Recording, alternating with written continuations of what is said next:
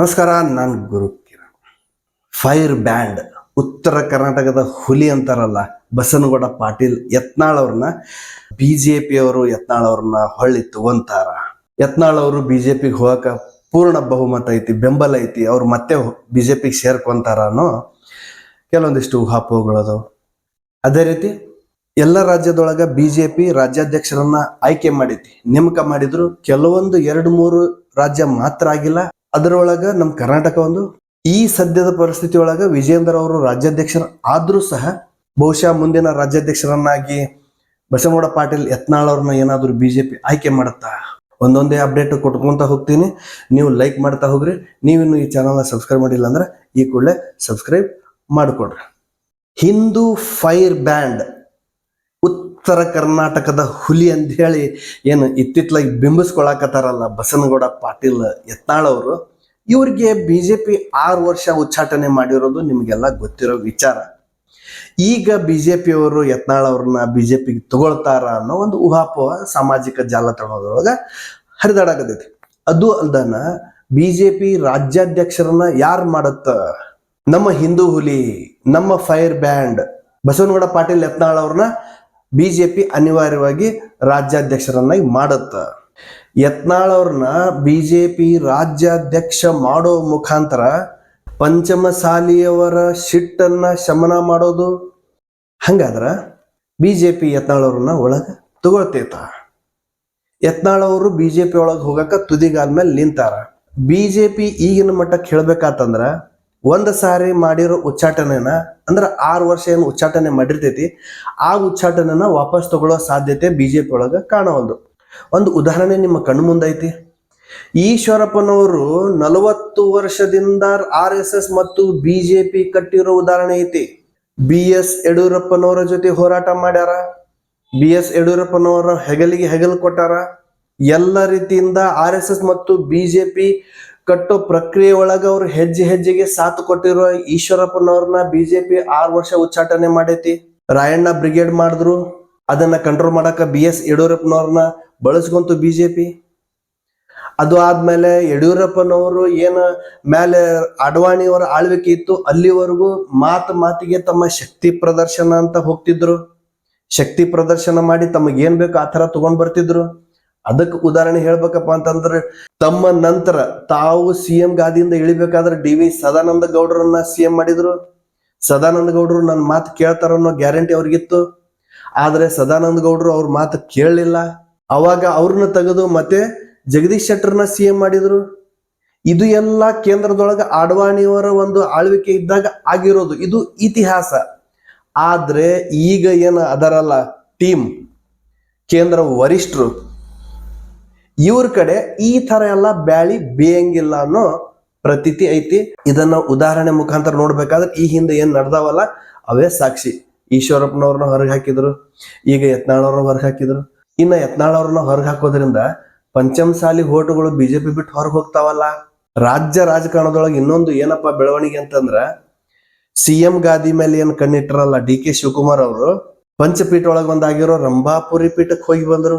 ಅದು ಅಲ್ದನ ರಂಭಾಪುರಿ ಜಗದ್ಗುರುಗಳು DK ಶಿವಕುಮಾರ್ ಅವರು ಮುಖ್ಯಮಂತ್ರಿ ಆಗಲಿ ಅನ್ನೋ ಒಂದು ಸ್ಟೇಟ್ಮೆಂಟ್ ಕೊಟ್ರು. ಇದನ್ನ ಇನ್ನೊಂದು ಪೀಠ ಐತಲ್ಲ ಶ್ರೀಶೈಲ್ ಜಗದ್ಗುರುಗಳು ಹೇಳಿದ್ರು. ರಂಭಾಪುರಿ ಶ್ರೀಗಳು ಹೇಳಿದ್ರೊಳಗ ಯಾವುದು ತಪ್ಪಿಲ್ಲ, ಸರಿ ಐತೆ ಅನ್ನೋ ಸ್ಟೈಲ್ ಒಳಗ ಹೇಳಿದ್ರು. ಈ ರಂಭಾಪುರಿ ಶ್ರೀಗಳು ಯಾಕೆ ಈ ತರ ಸ್ಟೇಟ್ಮೆಂಟ್ ಕೊಟ್ರು? ಆಚಾರ ವಿಚಾರದೊಳಗ ಸಿದ್ದರಾಮಯ್ಯನವರು ಗಟ್ಟಿ ನಿಲುವು ಹೊಂದಿದ್ರಂದ್ರ DK ಶಿವಕುಮಾರ್ ಅವರು ಗಟ್ಟಿ ನಿಲುವು ಹೊಂದಿಲ್ಲ. ಅದಕ್ಕೆ ರಂಭಾಪುರಿ ಶ್ರೀಗಳು DK ಶಿವಕುಮಾರ್ ಅವರು ಮುಖ್ಯಮಂತ್ರಿ ಆಗಲಿ ಅಂತ ಹೇಳಿಕೆ ಕೊಟ್ಟಾರ. ಅದು ಅಲ್ದ DK ಶಿವಕುಮಾರ್ ಅವರು ರಂಭಾಪುರಿ ಮಠಕ್ಕೆ ಹೋದಾಗ ಹೇಳಿದ್ರು, ಹೌದು ನಾವು ಹಿಂದೆ ಪಂಚಮಸಾಲಿ ಹೋಟ್ನ ನಾವು ಸ್ವಲ್ಪ ಕಡೆಗಣಿಸಿದ್ದಕ್ಕ ನಾವು ಹೋದ್ ಸಾರಿ ಸೋಲ್ಬೇಕಾತು. ಈಗಿನ ಸರ್ಕಾರ ಅಲ್ಲ, ಹೋದ್ ಸಾರಿ ಏನು ಬಿಜೆಪಿ ಸರ್ಕಾರ ಮಾಡ್ತಲ್ಲ ಅವಾಗಿಂದು ತಪ್ಪೊಪ್ಪಿಗೆ ಕೊಟ್ಟು ಬಂದ್ಬಿಟ್ರು. ಏನೋ ಒಂದು ಸ್ಟ್ರಾಟಜಿ ಇರ್ಬೋದಲ್ಲ ಶಿವಕುಮಾರ್ ಅವ್ರದ್ದು. ಸೊ ಅದಕ್ಕೆ ರಂಭಾಪುರಿ ಶ್ರೀಗಳು ಏನಂದ್ರು, ಆಯ್ತು ಇನ್ಮೇಲೆ ಆದ್ರೂ ಪಂಚಮಸಾಲಿ ಒಂದು ಹೋಟನ್ನ ನೀವು ಕಡೆಗಣಿಸ್ಬೇಡ್ರಿ ಅಂತ ಅನ್ನೋ ಸ್ಟೈಲ್ ಹೇಳ್ಬಿಟ್ರು. ಅದಕ್ಕೆ ಆಯ್ತು ಅಂತಂದ್ರು. ರಂಭಾಪುರಿ ಶ್ರೀಗಳಾಗ್ಬೋದು, ಶ್ರೀಶೈಲ್ ಶ್ರೀಗಳಾಗ್ಬೋದು, ಅಥವಾ ಪಂಚಾಚಾರ್ಯ ಪೀಠಗಳಾಗ್ಬೋದು, ಎಲ್ಲಾರನು ನಾವು ಗಣನೆಗೆ ತಗೊಂಡಾಗ ಪಂಚಮಸಾಲಿ ಹೋಟುಗಳು ನಮಗ ನೆಕ್ಸ್ಟ್ ಸಿಗ್ತಾವು. ಅದು ಅಲ್ದ ತಾವು ಸ್ವತಃ ಒಕ್ಕಲಿಗರಾಗಿ ಒಕ್ಕಲಿಗರ ಓಟ್ನ ಎಲ್ಲಾ ಕಡೆಯಿಂದ ತಗೊಂಡು ಬಂದು ಒಂದ್ ಕಡೆ ಕ್ರೋಢೀಕರಿಸಿಬಿಟ್ರ ಅಂದ್ರ ಮುಂದಿನ ಸಾರಿನೂ ನಾವ ರಾಜ್ಯಾಡಳಿತ ಮಾಡ್ಬೋದು, ರಾಜ್ಯಭಾರ ಮಾಡ್ಬೋದು. ಯಾಕಂದ್ರೆ ವಿಶೇಷವಾಗಿ ಒಂದು ಗ್ಯಾರಂಟಿ ಒಂದು ಕೊಟ್ಟಿವ ಅಂತಾರಲ್ಲ ಅವರು, ಇದು ಒಂದು ತಗೊಂಡು ನಾವು ಈ ತರ ಗ್ಯಾರಂಟಿ ಕೊಟ್ಟಿವಿ, ಹೋದ್ ಸರಿ ಆದ್ರೂ ನಾವು ಕೊಟ್ಟ ಮಾತನ್ನ ಉಳಿಸ್ಕೊಂಡಿವಿ, ಅದೇ ತರ ನಿಮ್ಗೆ ಮತ್ತೆ ಈಗ ಏನ್ ಮಾತು ಕೊಡಾಕತ್ತೀವಿ ಆ ತರ ಉಳಿಸ್ಕೊಂತೀವಿ, ನನಗೆ CM ಮಾಡ್ರಿ ಅಂತ ಹೇಳಿ DK ಶಿವಕುಮಾರ್ ಜನರ ಮುಂದೆ ಹೋಗ್ಬೋದು. ಈ ತರ ಪಂಚಮಸಾಲಿಗಳ ಓಟನ್ನ ತಗೋಬೇಕಂತ ಹೇಳಿ ಹೆಂಗ ಕಾಂಗ್ರೆಸ್ನವರು ಹಪಾಪಿ ನಡೆಸ್ಯಾರಲ್ಲ, ಅದೇ ತರ BJP ಅವರು ತಮ್ಮ ಜೊತೆ ಇರೋ ಪಂಚಮಸಾಲಿ ಓಟುಗಳು ಹೋದ್ರೆ ಏನ್ ಮಾಡ್ಬೇಕು? ಅಲ್ಲಿಗೆ ಕುರುಬರ ಓಟು ಕ್ರೋಢೀಕರಿಸ್ಬೇಕಾತಂದ್ರ ಈಶ್ವರಪ್ಪನವ್ರ ಒಳಗ್ ತಗೋಬೇಕು, ಪಂಚಮಸಾಲಿಗಳ ಓಟನ್ನ ತಾವು ತಗೋಬೇಕಾತಂದ್ರ ಯತ್ನಾಳವ್ರನ್ನ ಒಳಗ್ ತಗೋಬೇಕು. ಉಚ್ಚಾಟನೆ ಅಂತ ಮಾಡಿದ್ಮೇಲೆ ಹೊಳ್ಳಿ ಅವ್ರಿಗೆ ತಗೊಳ್ಳೋ ಪ್ರಶ್ನೆನ ಇಲ್ಲಿ ಅಂತ BJP ಹೇಳುತ್ತ. ಅಂದ್ಮೇಲೆ BJP ಬಸನಗೌಡ ಪಾಟೀಲ್ ಯತ್ನಾಳ್ ಅವ್ರನ್ನ ಮರಳಿ BJP ಗೂಡಿಗೆ ಕರ್ಕೊಂತಿತ್ತು ಅನ್ನೋದು ಇಲ್ಲಿ ಯಾವ್ದು ಕಾಣವಲ್ದು. ಅದೇ ರೀತಿ ಫೈರ್ ಬ್ಯಾಂಡಿಗೆ ಕರೆದು ರಾಜ್ಯಾಧ್ಯಕ್ಷನ ಸ್ಥಾನ ಕೊಡ್ತೀನಿ ಅಂತ ಅನ್ನಕತ್ತಾರ ಅಂತ ಅನ್ನೋದು ಏನ್ ಸಾಮಾಜಿಕ ಜಾಲತಾಣದಾಗ ಹರಿದಾಡಕತೈತಿ. ಅದಕ್ಕೆ ಹೆಂಗ ಪುಷ್ಟಿ ಕೊಡ್ಬೇಕಾಗತ್ತ ಗೊತ್ತಿಲ್ಲ. ಆಯ್ತು, ಇದೊಂದ್ ಸಾರಿ ಅವ್ರನ್ನ ಒಳಗ್ ತಗೊಂಬಿಡೋಣ, ಮುಂದಿನ ಸಾರಿ ಆ ತರ ತಪ್ಪು ಮಾಡದೇ ಇರೋ ತರ ಅವ್ರಿಗೆ ಎಚ್ಚರಿಕೆ ಕೊಡೋಣ ಅಂತ ನಾವು ಎಚ್ಚರಿಕೆ ತಗೊಳ್ಳೋಣ ಅಂತ ಅನ್ನೋ ದೃಷ್ಟಿಕೋನದಿಂದ ಅವ್ರೇನಾದ್ರು ಒಳಗ್ ತಗೊಂಡ್ರೆ ಈಶ್ವರಪ್ಪನವ್ರನ್ನು ತಗೋಬೇಕಾಗತ್ತ. ಅವ್ರಿಗೂ 6 ವರ್ಷ ಉಚ್ಚಾಟನೆ ಮಾಡೈತಿ. ಒಬ್ಬರನ್ನ ತಗೊಂಡಾಗ ಇನ್ನೊಬ್ಬರನ್ನು ತಗೋಬೇಕಾಗತ್ತ. ಈ ತರ ತಗೊಂಡಾಗ BJP ನಾಯಕರಿಗೆ ಒಂದು ಏನ್ ಸಡಿಲಿಕೆ ಸಿಗುತ್ತಪ್ಪ ಅಂತಂದ್ರ, ರಾಷ್ಟ್ರೀಯ BJP ನಾಯಕರು, ರಾಜ್ಯ BJP ನಾಯಕರು, BS Yediyurappa and sons and ಟೀಮಿಗೆ ನಾವು ತೆಗೊಳೋದ್ರಿಂದ ಅಂದ್ರೆ ಬೈಯೋದ್ರಿಂದ BJP ಹೆದರುತ್ತ. ಇನ್ಮೇಲೆ ನಾವು ಆ ಪ್ರವೃತ್ತಿ ಬೆಳೆಸ್ಕೊಂಡ್ಬಿಡೋಣ ಅಂತಂದು ಬೇರೆ BJP ರಾಜ್ಯ ನಾಯಕರ ಮನಸ್ಸೊಳಗೆ ಯಾಕೆ ಮೂಡಲ್ಲ? ಇದನ್ನೆಲ್ಲ ನೋಡಿದ್ರಂದ್ರೆ ಇವತ್ತಿನ BJP ಬಸನಗೌಡ ಪಾಟೀಲ್ ಯತ್ನಾಳ್ ಅವ್ರನ್ನ ಒಳಗೆ ತಗೊಳ್ಳೋ ಸಾಧ್ಯತೆಯನ್ನು ಕಾಣವಲ್ದು. ಮತ್ತೆ ರಾಜ್ಯಾಧ್ಯಕ್ಷರನ್ನಾಗಿ ನೇಮಿಸೋ ವಿಚಾರ ಅಂತೂ ಇಲ್ಲೇ ಕಾಣ್ತಾ ಇಲ್ಲ. ಮುಂದಿನ ಅಪ್ಡೇಟ್ಸ್ ಹೇಳ್ಬೇಕಪ್ಪ ಅಂತಂದ್ರೆ, ವಿಜೇಂದ್ರ ಈಗೇನು ರಾಜ್ಯಾಧ್ಯಕ್ಷರು ಅದಾರಲ್ಲ ಅವ್ರು ಹೇಳಕತ್ತಾರ, ನಾನು ಸಂಘಟನೆ ಮಾಡೀನಿ, ನಾ ಹೋರಾಟ ಮಾಡಾಕತ್ತೀನಿ, ನಾ ತಳಮಟ್ಟದಿಂದ ಪಕ್ಷ ಕಟ್ಟಾಕತ್ತೀನಿ ಅಂತ ಹೇಳಕತ್ತಾರ. ಆ ತರ ಕುರುಹುಗಳು ಯಾವ ಕಾಣವಲ್ಲು.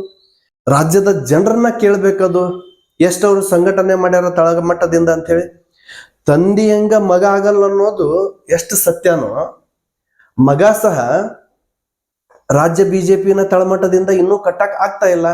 ಯಾಕಂತಂದ್ರ ನಾನು ಆಗಲೇ ಹೇಳ್ದಂಗ ಯಡಿಯೂರಪ್ಪನವ್ರು ಆಗ್ಬಹುದು, ಈಶ್ವರಪ್ಪನವ್ರು ಆಗ್ಬಹುದು, ಇವರು ತಳಮಟ್ಟದಿಂದ 40 ವರ್ಷದಿಂದ BJP ಮತ್ತು RSS ಕಟ್ಟಿಕೊಂಡು ಬಂದಿರೋ ವ್ಯಕ್ತಿಗಳನ್ನ ಈಶ್ವರಪ್ಪನವ್ರನ್ನ BJP ಹೊರಗೆ ಇಟ್ಟೈತಿ. ಇವತ್ತು ಅಕಸ್ಮಾತ್ ವಿಜೇಂದ್ರನ ಹೊರಗಿಡೋದೇನ್ ಬಹಳ ಹೊತ್ತಿನ ಕೆಲಸ. ಬಹುಶಃ BJP ಅನ್ಬೋದು ಜೊಟ್ಟು ಹೊರಗೆ ಹೋಗ್ಬೋದು, ಗಟ್ಟಿ ನಿಲ್ಬಹುದು ಅನ್ನೋ ಕಾರಣದಿಂದ ಫಿಲ್ಟರ್ ಮಾಡ್ತಿರ್ಬೋದು BJP. ಆದ್ರೆ ಈಶ್ವರಪ್ಪನವ್ರು ಜೊಳ್ಳನ್ ಹಂಗಾದ್ರ ಆಯ್ತು. 40 ವರ್ಷದಿಂದ BJP ಕಟ್ಟಿರೋ ಈಶ್ವರಪ್ಪನವ್ರು ಇವತ್ತು ಜೊಳ್ಳ ಆತಂದ್ರ ಹೆಂಗ ವಿಜೇಂದ್ರ ಅವರು ಗಟ್ಟಿ ಆಗ್ತಾರ, ಗಟ್ಟಿ ಕಾಳಾಗಿ ಹೆಂಗ್ ನಿಲ್ತಾರ? ಇವತ್ತು ಗಟ್ಟಿ ಕಾಳ ಆಗಿರೋ ವಿಜೇಂದ್ರ 2-4 ವರ್ಷದೊಳಗ ಜೊಳ್ಳ ಆಗ್ಲೂಬಹುದಲ್ಲ. ಈ ಎಲ್ಲ ದೃಷ್ಟಿಕೋನದಿಂದ ವಿಚಾರ ಮಾಡ್ಬೇಕಾತಂದ್ರ BJP ಬಸನಗೌಡ ಪಾಟೀಲ್ ಯತ್ನಾಳ್ ಅವ್ರನ್ನ ಒಳಗ್ ತಗೊಳ್ಳೋ ಪ್ರಮೇಯ ಇಲ್ವೇ ಇಲ್ಲ ಅಂತನೂ ಅನ್ಬೋದಾಗತ್ತ.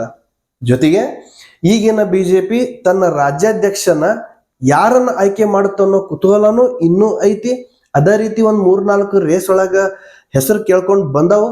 ಆದ್ರ BJP ಒಳಗ ಯಾವುದೇ ರೇಸ್ ನಡೆಯಂಗಿಲ್ಲ. ಯಾರಾದ್ರೂ ನನಗ್ ಮಾಡ್ರಿ ನಿನಗ್ ಮಾಡ್ರಿ ಅಂತ ಹೇಳಿದ್ರಂದ್ರ ಅವ್ರ ಮಾತು ನಡೆಯಂಗಿಲ್ಲ ಅನ್ನೋದು ಈಗ BJP ರಾಜ್ಯ ನಾಯಕರ ಮನಸ್ಸೊಳಗ ತುಂಬ್ಕೊಂಡ್ ಬಿಟ್ಟೈತಿ. ಹಿಂಗಾಗಿ ನಾನು ರೇಸ್ನಾಗಿಲ್ಲ, ನೀನ್ ರೇಸ್ನಾಗಿಲ್ಲ ಅಂದ್ರೆ ನಾನ್ ರೇಸ್ನಾಗ ಅದೀನಿ ಅಂತ ಹೇಳಿ ಯಾರು ಹೇಳಿಕೆ ಕೊಡ್ತಿಲ್ಲ. ಕೇಂದ್ರ BJP ವರಿಷ್ಠರು ಯಾರನ್ನ ರಾಜ್ಯಾಧ್ಯಕ್ಷನಾಗಿ ಮಾಡ್ತಾರ ಮತ್ತೆ ಯಾರನ್ನ ಕರೀತಾರ ಅನ್ನೋದನ್ನ ಮುಂದಿನ ಒಂದು ಅಪ್ಡೇಟ್ ನ ಮತ್ತೆ ನೋಡೋಣ ಅಂತ ಹೇಳ್ತಾ ಈ ಸುದ್ದಿನ ಇಲ್ಲಿಗೆ ಮುಗಿಸ್ತೀನಿ.